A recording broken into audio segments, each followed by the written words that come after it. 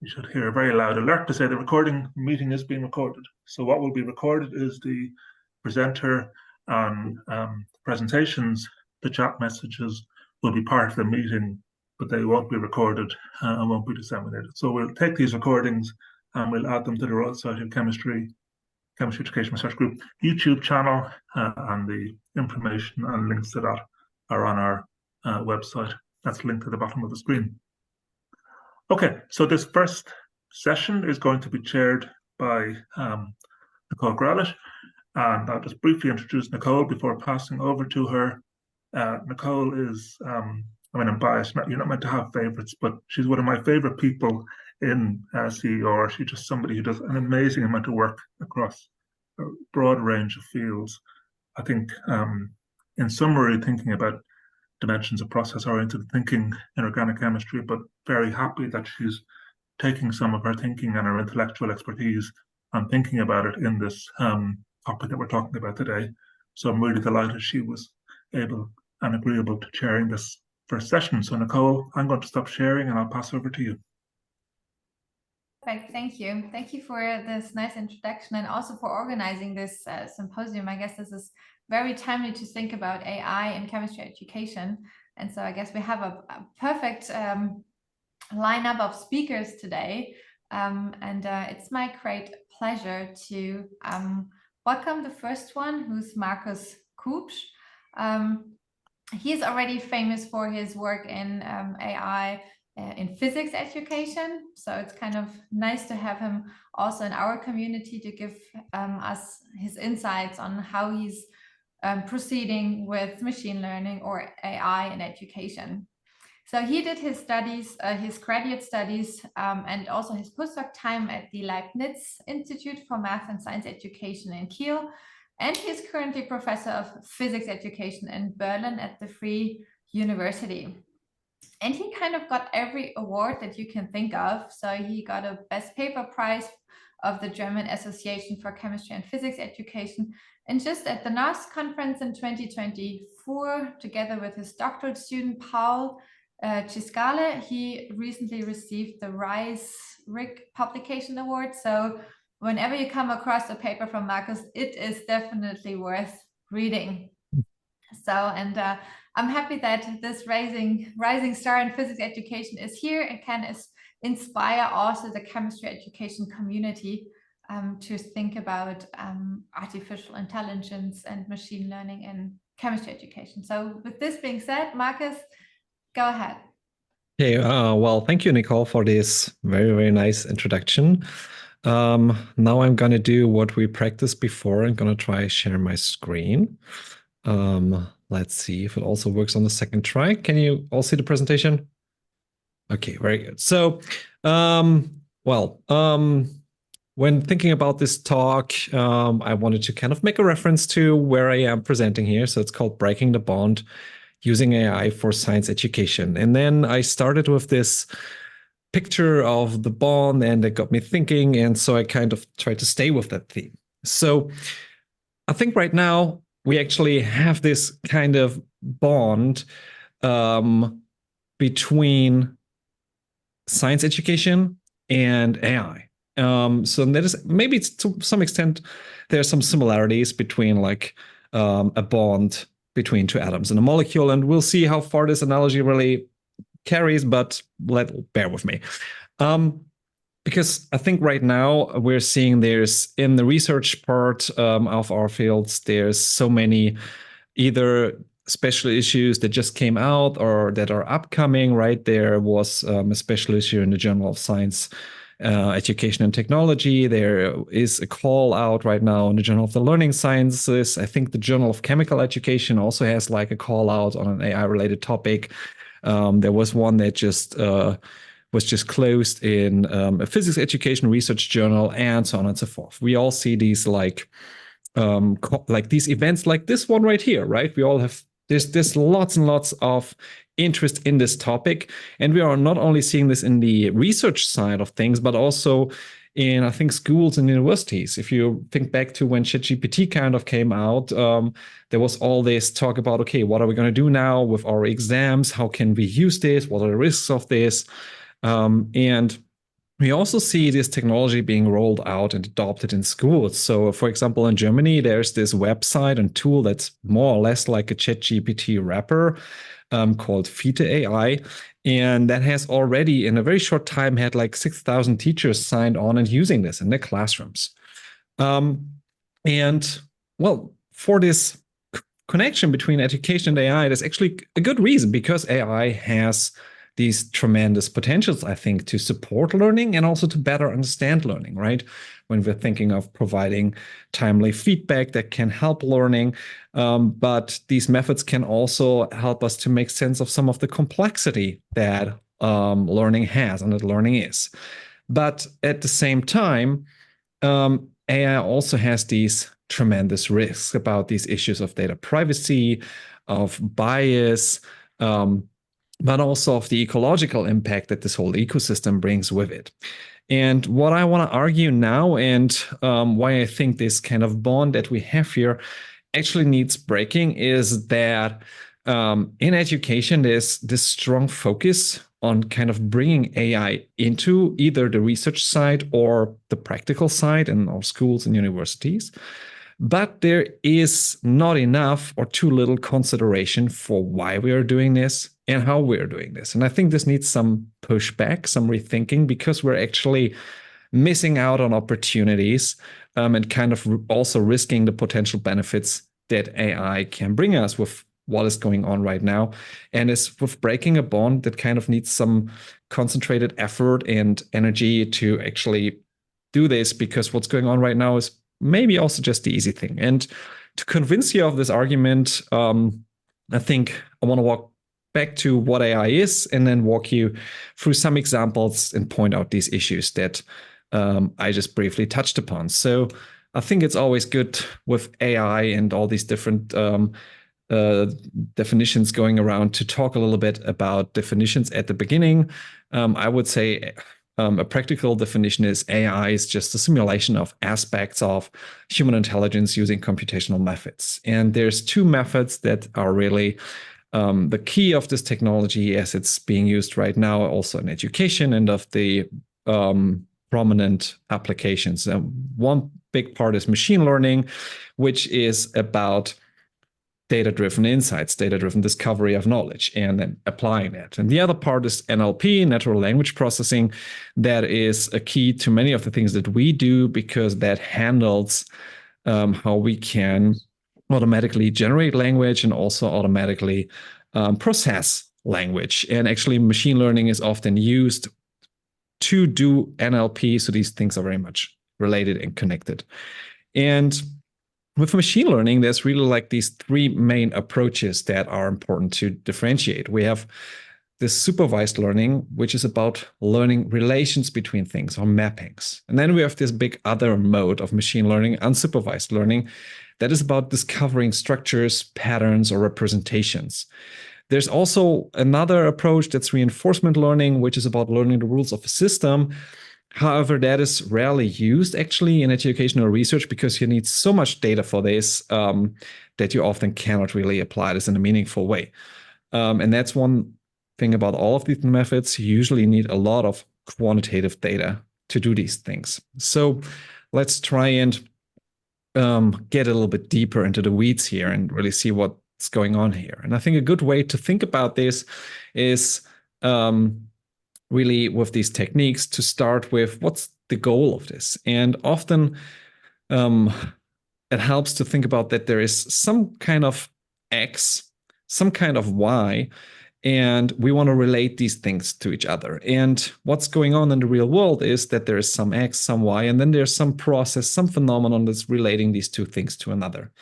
And what we might do, or and what you would do as a traditional statistical modeling approach that we're using as our kind of standard methodology in educational sciences, is think about this process, what is generating the data in this process, and kind of model that. And in machine learning, you're not doing that. Instead, you're saying, well, I have in the supervised learning, I have the X's, I have the Y's, and I just want to find some function that predicts the Y based on the X. And then there's kind of two types of this supervised learning. There's this regression And that is when we have a continuous Y, like, for example, the height of a person, and classification when it's more a categorical Y, like what's your favorite color, right? If you wanted to predict that. And unsupervised learning then is when we just know the Y, right? There is no X, we just have a Y, and our goal really is to find a pattern or a structure in this Y.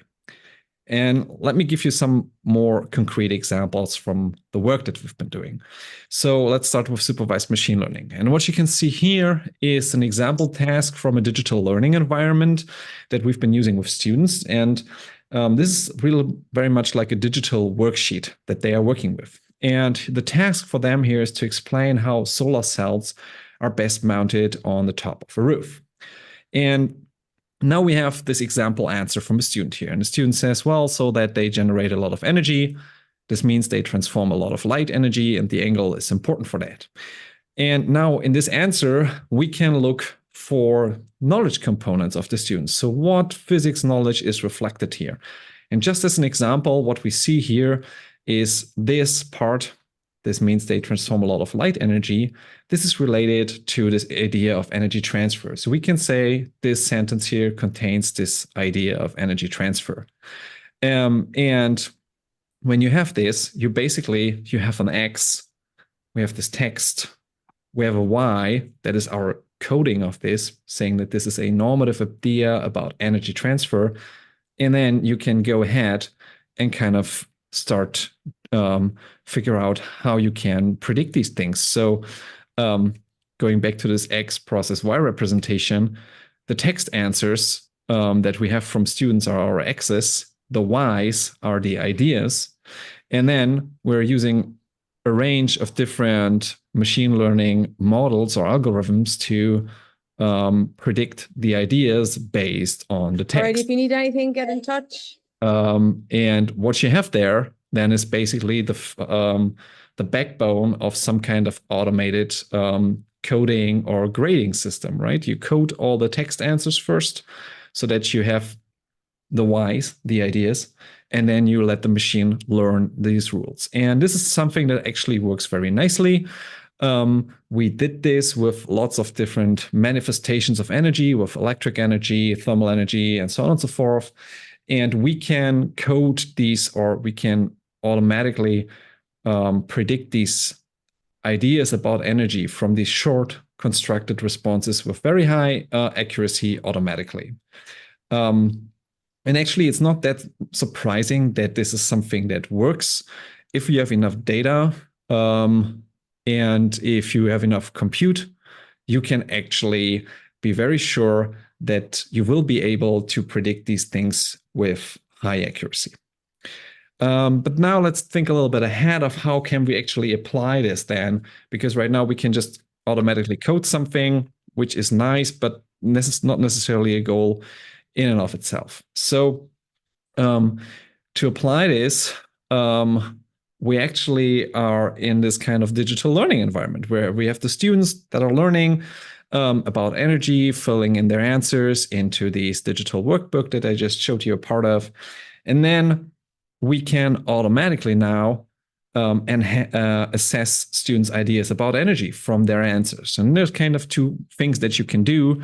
You could think about providing feedback to the students automatically, and this is what we actually did in the study, you can provide this information about students' learning, for example, to the teachers. And then the teachers can act upon students' learning. And what we did then in the study is we took this idea of presenting the information to the teachers, and then we went into a co-design phase together with the teachers and created a teacher dashboard. And this is in German, and I think what matters is that you just get the overall idea, and that on this dashboard, teachers can kind of see how is their class overall doing with the tasks. And then there's also lots of different views that I'm not going to walk you through today, given the time, where they can zoom in and get more information on either individual learning goals and individual students and even individual tasks and how students answered there. And what we really see is that when teachers use this kind of dashboard, And they're really using that in their planning. So they're not using that during instruction, but rather when they are planning for the next lesson to get a sense of where is the class, what do I need to change, what do they need to do. Then we actually see some pretty impressive learning gains. And this is what you can see here. On the y-axis, you can see the knowledge gain from a pre to a post test. And we had actually two different units, two instructional units where we used this kind of dashboard with, both focused on energy. And then you can see the learning gain of the group that had access to this dashboard, which is we call the learning analytics cockpit. And in red, you can see the group that does not have access to this dashboard. And in both groups that had access to the dashboard, there's a robust, like medium effect size and statistically significant effect favoring the students that had this, where the teacher had access to the dashboard. So I think what you can see here is some of this potential of using AI in classrooms to support learning. And this is part of, I think, which is the legitimate part of why there is this interest in taking up AI and bringing it into education. Now let's take a look at the other approach that we can use that I just talked about, unsupervised machine learning. And let's give you an example of how that can look like. And to start, this is a task that was used in the physics Olympiad. So you have this mass here, right? Here's a mass, and that's rolling down the slope through this vertical loop. And what students that were answering this task were asked is, they were asked to write down the process of solving this problem. And the problem was actually like, what is the height from which you need to release the mass so that it can actually go through the loop? And what we got then were many texts from students where they said, well, I would think of this and then do this and blah, blah, blah, and so on and so forth. And now we were really interested in students problem solving here with all these tasks. And we were thinking like, okay, what do we do with this? And what we turned to, and if you relate this to what I told you before, we're kind of in the situation where we have something where we want to look for patterns, right? We want to look for differences in these problem-solving processes and the ideas that come up. So that is kind of what we did. We used an approach that's called computational grounded theory. The idea in computational grounded theory, and you can see a kind of flow through this process here, is that you start to detect patterns in the data that you have. Once you have detected these patterns with the computer, you actually go and kind of read the text that was assigned to a pattern, because the computer just tells you, well, these things are similar, these things are similar, and these other things are similar. It doesn't tell you what is similar about them or what's the meaning of that. So you have, as a human, to go in there, read this through, and come up with an interpretation. And then what you can actually do as like a next step is, once you have this interpretation and you see, well, there's a certain meaning here, you can then apply this supervised machine learning again to kind of automate this whole process if you have new data incoming. And this is kind of what we did. So we started with all of these texts, and here are just some example sentences from students' explanations. And what you need to do if you have these sentences, you kind of need to represent them in a way that the computer can work with this. So you need to turn text into numbers. This is where the natural language processing part comes in, and where you can already see this very close relationship to with natural language processing, machine learning, and how these are interacting when you want to use AI. And you do this through something that's called sentence embeddings. We're actually taking information from a large language model here and representing each of the sentences as a very long vector. And then we have numbers with which we can do calculations, and we can actually cluster these things, right? We can look for patterns in these sentence embeddings and detect patterns using machine learning algorithms again. And what we found then in these students' texts were these different clusters, some with general descriptions, one with formulations of a concrete solution, one where students were talking about conceptual aspects, one about the assumptions and idealizations, and one about quantitative aspects. And the existence of each of these clusters is not necessarily surprising if you are kind of familiar with this problem-solving literature. But what this really allowed us was to really confirm these patterns from a bottom-up, data-driven approach. And then we can actually use this to, in a next step, look at how are students moving when they are writing their accounts of how they would solve this problem, how they are moving through this space that you see here, and look for different trajectories and relate that to their problem-solving ability. And that gives us some really interesting insights into students' problem solving and steps that are helpful in students' problem solving. And the good thing is here, or the interesting thing is that we were able to do this with relatively little work because we did not have to work through all of the text. We could just work with the texts where the computer algorithm kind of clustered them for us. So that was really helpful and getting us forward here. I briefly want to touch upon this topic of large language models and generative AI, because I think these terms often come up and they're kind of confusing sometimes a little bit with, is this like another kind of AI or what is this? And I think for large language models, it's just important to keep in mind, basically, these are just very large models. That means that they have several billion parameters, and they are trained with really large data sets, and actually with more or less all the text that you can get. If you think about the latest models that are foundational to ChatGPT and what OpenAI is doing there. But there's nothing really magic conceptually behind large language models. It's just they're very big models. And with generative AI, I think even more so, there is nothing really that special about it, because what generative AI basically is, you take a model that you trained, right, and then you use this to make predictions. And this is what we always do, I think, with models, if we have models, right? This is kind of why you have a model in the first place. And then we take this output, right? And this is how, for example, text creation or automated text generation is working. You have this large language model, and you're asking this model to then produce some output based on some input, and that's all that's to it. So let's talk a little bit more, after talking about some of these benefits of the whole thing, about the challenges. And I think this comic here really captures some of the challenges very nicely. What you can see here on the x-axis, it says sphere in diameter. On the y-axis, it says tasty, not tasty, and you see some fruits in there.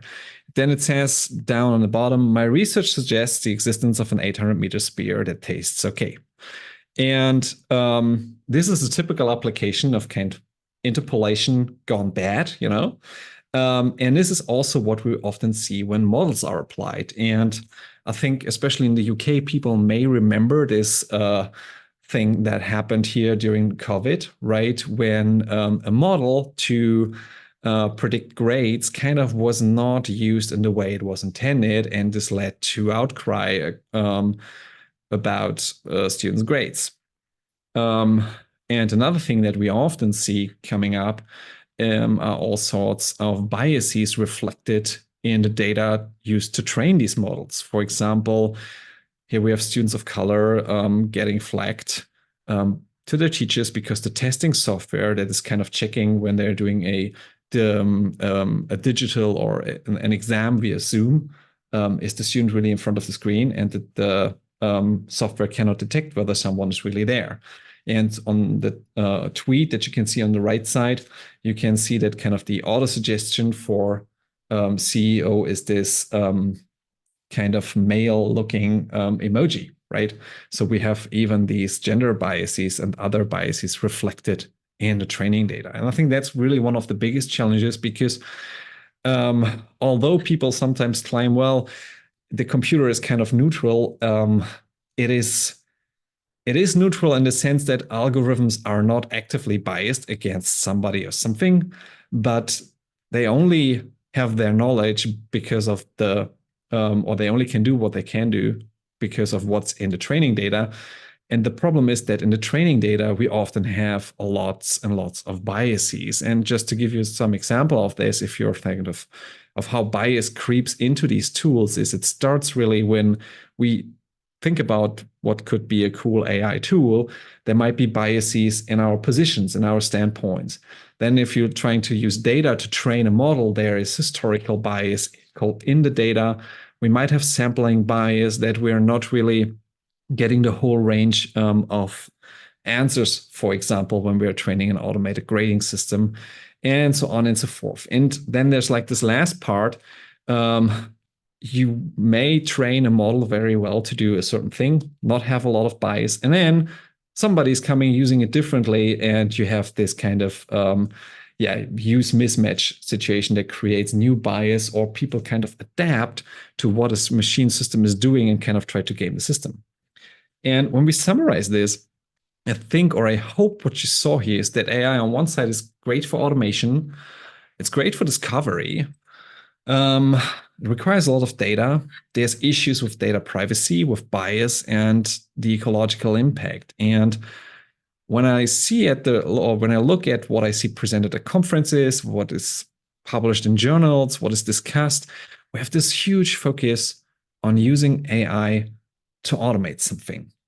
And I think what's worse is that actually we're using AI to automate existing things, existing practices. Like we have a certain coding manual, and we're using AI to automate that. We're doing grading, we're using AI to free up teachers' time, or we're using that to provide feedback. What we're not doing is we are rethinking these things. We're not questioning something like, why are we doing grading in the first place? And do we really need to free up teachers' time from this? Or should we be doing something different in general? Rather, there's this new thing out there that allows us to do automation, and we're just attaching it to everything. And while we're doing that, we're also largely ignoring risks. I think in some more recent publications, we see an emphasis, or we see slowly people starting to include like analyses of bias in their data, but it's still not the typical thing that's happening. And I think we need to kind of break this bond and emphasis on AI on automation in AI, because there is this opportunity cost in research. We're often not exploring the whole range of methods that we could use. We're focused too much on, can we automate this? Not what can we do with it once we have automated something, for example, right? When AI allows us to really give real-time feedback to students, that's something that often is not necessarily possible. What kind of new types of feedback does this provide? What does this change about this practice of feedback? These are not the questions we're asking, but I think the questions we should be asking. We are also not looking too much into these opportunities of discovery, which I also think is something where there's an opportunity cost associated with that. And then there's this lock-in of the current practices that I touched upon earlier, right? Once you have a system in place that's automating some kind of task, that creates some inertia to changing that again, because then also your system has to go away again. So we're not really rethinking what we're doing, and not thinking about what's the best use of, or what's the best way to do something. We're thinking of, can we automate this? With that, there also comes a certain waste of resources really here. When we're training AI systems and using computers to do things that really where AI is really not helpful. And that's, I think, both a waste of like the electricity and everything that goes in it, but also of people's time, right? There's instead of trying to use AI in some case where it's really not a good methodology to do this, because you don't have enough data, for example, or you will not be able to look at the risks. you're still trying to do this, and this takes up so much time. Because that's something people often don't see, how much time actually it takes, how much human time and effort to get something automated. And I think then there's this issue that these great potentials may fall victim to the risks if we do not care about the risks enough, right? Now, we just had in the EU AI Act that was passed, that's putting some relatively, well, it's discussed how tough the regulation is, but there's now new regulation. And I think the risk is then, if we don't take the risks of AI seriously, we may never get to realize the potentials that it has because we cannot use it in these ways. So where do we go from here? I think to kind of breaking this bond and not just throwing automation at everything, we should really often ask, when we're thinking that, like, why would we even need to automate something? Is there an alternative to automating this? Maybe it's something that we shouldn't be doing in the first place and rather change the system. Maybe it's something that where it's also not worth the effort, because automation also requires a lot of effort. We should explore the potential of these unsupervised methods to discover things. We should take the risks seriously. And ultimately, I think sometimes we need to consider not using AI. And I think similar to breaking a bond, doing all these things is kind of effortful and requires maybe some energy instead of just doing what everybody kind of seems to do and jump on the bandwagon of AI. Yeah, thank you very much. I'm looking forward to your questions. Thank you very much, Markus, for that broad overview about methods and also about what do we have to think about when either applying it or either maybe not applying it. We have a couple of questions. So I'm just picking out the one that came in first. So it was a question about how were these topics, I think it's related to the student answers, how have they been categorized, and then to make the categorization possible, the automatization. So is it the